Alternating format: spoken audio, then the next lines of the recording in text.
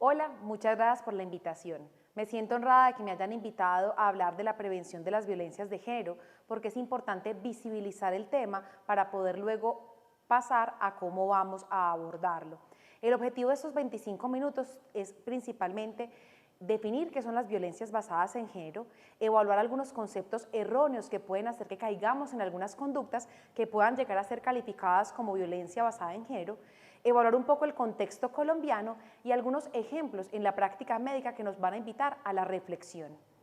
Cuando definimos qué son las violencias basadas en género, son todos aquellos actos que son dañinos contra una persona o un grupo de personas que están basadas explícitamente en su género. Y eso va a tener un origen muy importante y es la desigualdad que hay y el abuso de poder que tradicionalmente ha habido entre el género masculino y femenino.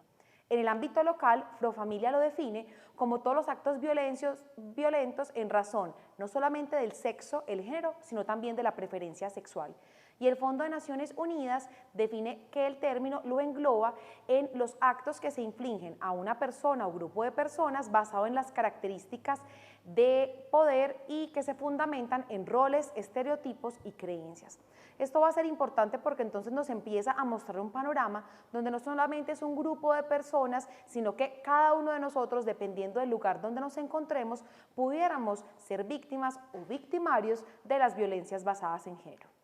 Usualmente cuando vemos las promociones de este tema o cuando vemos reflexiones al respecto, siempre encontramos imágenes donde hay un grupo de mujeres haciendo alto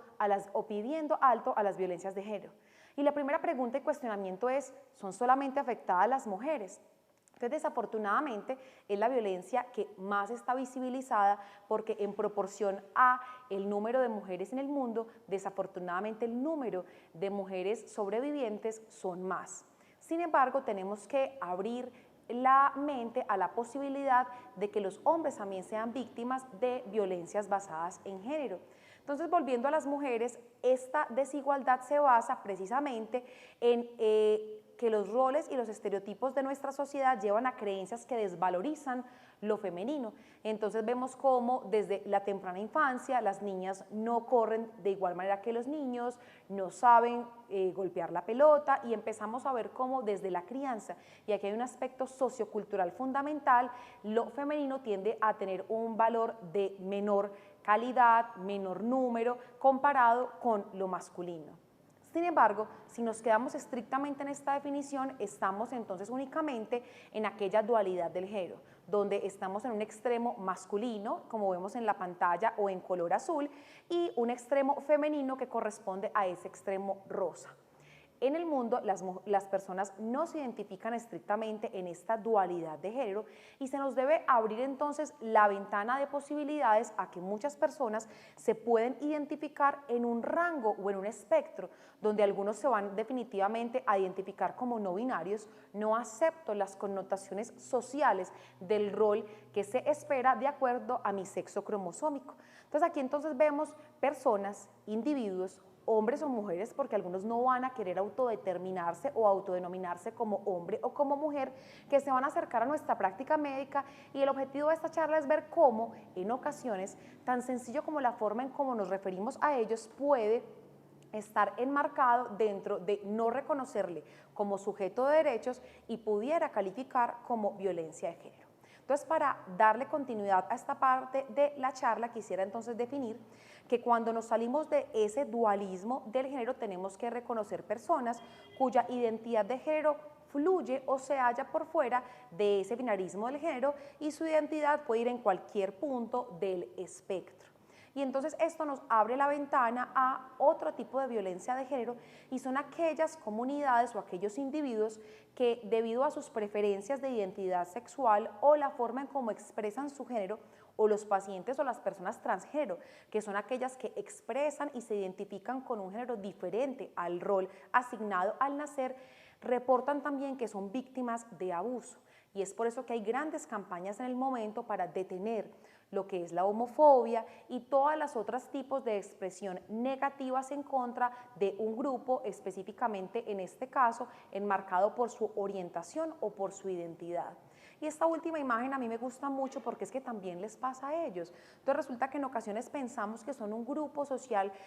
tan diferente y pensamos que hay que tratarle con unas normas que son específicas, pero también sufren de violencia intrafamiliar, de violencia psicológica, y el objetivo de esta charla es mirar cómo podemos evitar que en el ámbito de la consulta o de la práctica médica nosotros podamos asumir un rol de victimarios. La violencia contra la población LGTB es menos visible, y es menos visible porque no se reporta, porque no sale en la televisión. No quiere decir que sea así porque sea en menor cantidad, y más adelante vamos a ver cuál es la situación en nuestro país. Y las inequidades de género en este grupo poblacional se intensifican porque están en un grupo poblacional que por sus características sociodemográficas puede tener mayor riesgo a ser entonces víctima de violencia. Hay un asunto importante y es cómo gustan que se autodenominen estas personas, y la pregunta es si son víctimas o sobrevivientes. Este pedacito es un apartado de la infografía que tiene el Fondo de Poblaciones de las Naciones Unidas para Colombia, en la cual se define o se prefiere el concepto de sobreviviente, porque el concepto de víctima tiende a revictimizar, y sin importar el término, lo más importante es resaltar, como dice en la parte inferior, que todas las personas que hayan sufrido violencia basada en género son sujetos de derecho y que ellos requieren una atención integral. Y que, hablando específicamente del Código Penal en Colombia, las violencias de género están legisladas por ley, y que el feminicidio, que es uno de los casos más extremos en cuanto a violencia de género para las mujeres, también está penalizado por la ley. La infografía como tal grande es esta que vemos en pantalla, donde de manera muy sintética intenta el Fondo de Naciones hacer un resumen de qué son las violencias basadas en género, cuáles son otros tipos de violencias como son la física, la violencia sexual, la emocional o la psicológica, y otro grupo de situaciones donde pueden las personas ver vulnerados sus derechos. ¿Cuál es el contexto en nuestro país? Desafortunadamente el panorama no es bueno. Vemos cómo, y aquí les comparto unas noticias que para el momento en que hacemos esta presentación, que es septiembre del año 2023, vemos cómo en lo ocurrido del año en Colombia, el problema de la violencia de género no solamente es a nivel de ciudad, sino es a nivel de país. En mayo del presente año, Colombia se declaró en emergencia por las violencias de género debido al número recopilado de víctimas que se han presentado. Y esto se dio después de que en el mes de mayo 3 feminicidios en un mismo día alertara a las autoridades a la necesidad de empezar a establecer políticas en cuanto a la protección y a cómo vamos a educar a la población para defender los derechos de este grupo poblacional. Entonces vemos hacia el final de la pantalla cómo hay unas altas cifras de violencia de género, y es un reto para el país mejorar estos indicadores. En cuanto a violencia de género para las mujeres y las niñas, es desafortunado que en el año 2022 hubo 167 casos de feminicidio en el país, y un dato muy importante es el que vemos en color rosado, que la mayoría de estos feminicidios ocurrió los domingos entre la noche y la madrugada. Y todos nos preguntaremos, bueno, ¿uno dónde está un domingo a esa hora? Uno está en casa. Desafortunadamente las violencias de género empiezan desde el hogar, empiezan desde cuando los niños ven cómo papá puede maltratar a mamá de manera física o verbal, cómo en casa al primo, al sobrino o al vecino que tiene una orientación de género diferente se le nombra de alguna manera irrespetuosa o se le califica de manera negativa. Entonces lo importante es ver cómo el primer eslabón para prevenir las violencias de género en cualquier ámbito de la sociedad es la educación, que parte por casa. Para pasar entonces a las violencias en otros ámbitos de la diversidad del género, para el año 2022 fueron 145 asesinatos de personas que se autodenominaban dentro del grupo de las poblaciones LGBTI. Entonces vemos cómo, vamos más adelante, para el total de homicidios del año 2022, el gran porcentaje hacía o correspondencia a las personas que se denominaban o se autorreferían como hombres o como mujeres trans. Esto denota entonces cómo es un grupo en alto riesgo de sufrir o de verse entrometido en violencias debido a la orientación sexual o a la identidad de género. Entonces, desafortunadamente, uno de los mensajes de esta charla es que vivimos en medio de la violencia de género y entonces nuestra práctica médica va a estar también involucrado en personas que son víctimas o victimarios de estas situaciones y el objetivo va a ser identificarlas para poder darles una adecuada orientación sobre cómo buscar ayuda para defender sus derechos y que en la medida de lo posible durante nuestra atención pues no vayan a verse ni revictimizados ni que nuestra comunicación con ellos pueda empeorar la situación que traen desde los ámbitos en los cuales sufren de estas condiciones. Entonces, conceptos erróneos sobre la violencia basada en género es que solamente afecta a las mujeres y que no le sucede a los hombres. Ya vemos cómo cualquier persona en respuesta a su identidad o a su orientación de género puede verse en una situación de vulnerabilidad. Uno de los conceptos erróneos es que es infrecuente y es lamentable decir que sucede más de lo que tendemos a pensar. Y uno de los conceptos erróneos más frecuentes es que hay que ser muy malo para infligir violencia de género. Y vamos a ver más adelante cómo con algunos comentarios o cuestionamientos que podemos hacer durante la evaluación de los pacientes podemos estar incurriendo en eliminar los derechos de cada una de las personas. Y es aquí como donde profesionales del área de la salud nos podemos ver enmarcados en el ámbito de víctimas o de victimarios. 3 ejemplos rápidos y sencillos. Cuando hablamos de violencia basada en género, en ese ámbito de el ámbito binario de masculino y femenino, es frecuente que el personal de salud masculino hable hacia las mujeres como niña, ¿por qué vino? Princesa, ¿desde cuándo se siente así? Muñeca, pero así no se toma la medicación. Y si bien son palabras que desde sus definiciones son adjetivos que pudieran verse calificativos como adecuados, debemos recordar que la persona que se encuentra enfrente es sujeto de derechos y quiere decir que debo reconocerle en el ámbito de que no es una niña, no es ni princesa ni muñeca y que la relación que entablamos con ellos no puede ser una relación en la cual yo estoy en un pedestal de poder y de superioridad y todos estos adjetivos califican hacia la inferioridad. Entonces miren cómo en muchas ocasiones uno puede no darse cuenta de que hay calificativos que van menospreciando a el género femenino. Y en contraparte es inusual que usted a un caballero que llegue a la consulta le diga niño porque vino, príncipe o muñeco, porque no es así la forma como usualmente en nuestro ámbito nos refiramos al género masculino. Cuando hablamos de las personas trans, de acuerdo al momento que se encuentren de su transición, y aquí los invito a mirar con detalle la imagen para que evaluemos la postura, la ropa, el cabello y podamos identificar que en la imagen hay una mujer trans. Entonces es frecuente, Carlos, porque vino, que omitamos eso que está expresando la persona y nos refiramos únicamente al nombre que se encuentra en el registro del documento cuando es evidente que quien está enfrente no se autodenomina ni quiere ser llamado Carlos.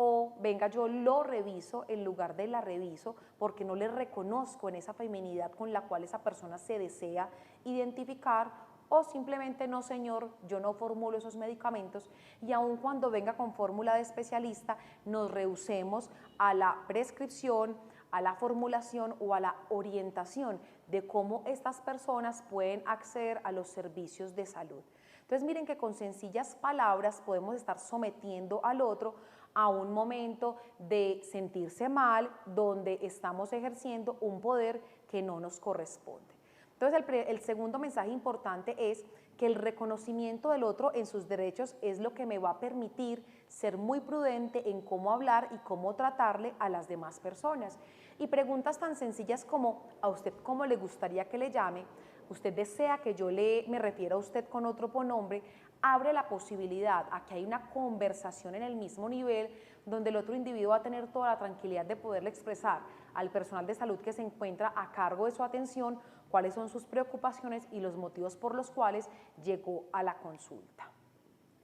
El capítulo de violencia obstétrica es otra de las violencias basadas en género que pudiera requerir incluso una charla por sí misma, pero entonces es importante en cuanto a lo que quería comentarles que la forma en cómo nos referimos a las mujeres en situaciones de abortos, de embarazos o de planificación familiar,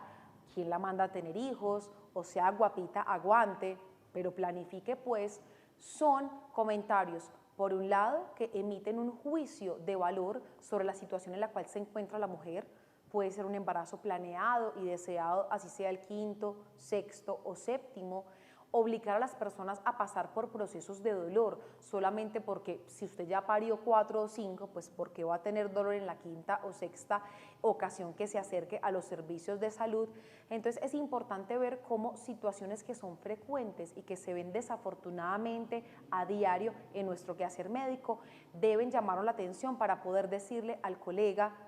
compañero, por favor detente. La forma en cómo te refieres a esa mujer, la forma en cómo le damos el alta, y podemos haber hecho una atención adecuada en cuanto a elementos técnicos de la atención del parto. Pero si lo último que le decimos a esa mujer es: aquí está tu papelería, pero planifique pues, puede echar al traste con toda la atención que se dio, porque es el juicio final de valor en el cual usted le descalifica como ser humano y como persona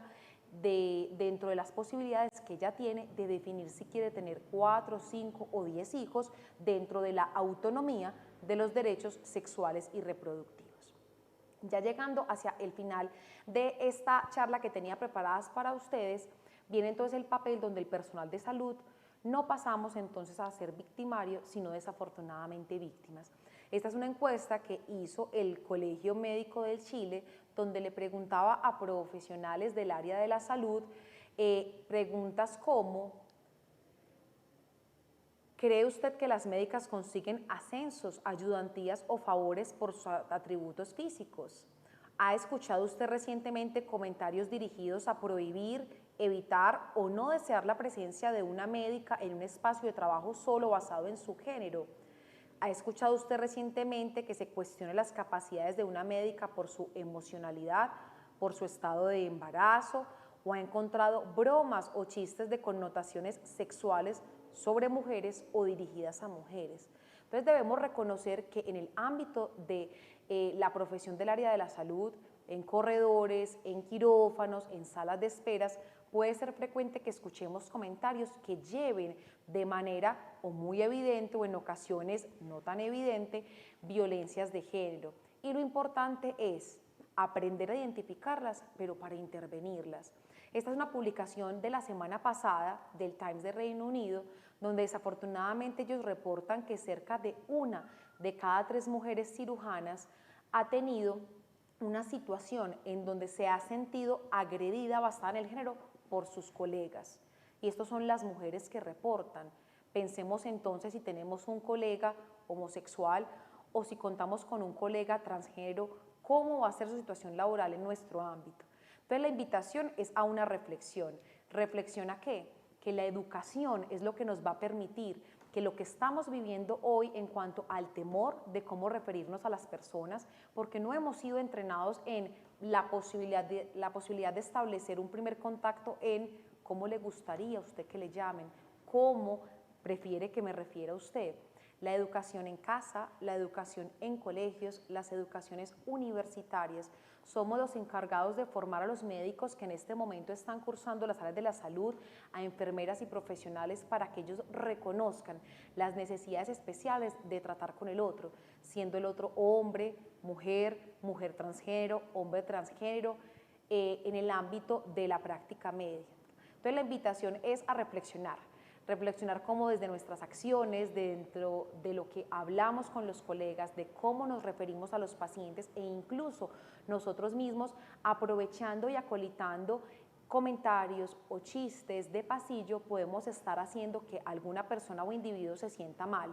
Esto es una reflexión y agradezco a Asmedas por abrir el espacio para hablar de las violencias de género y espero que de aquí en adelante tengamos un espacio para poder ir aprovechando cada una de las situaciones y circunstancias para que de manera de gremio médico podamos establecer y determinar que a las poblaciones que estamos atendiendo se sientan bien atendidas y que quienes están en formación reciban información adecuada de cómo atender poblaciones especiales y de cómo convertirse en actores de paz. Muchas gracias.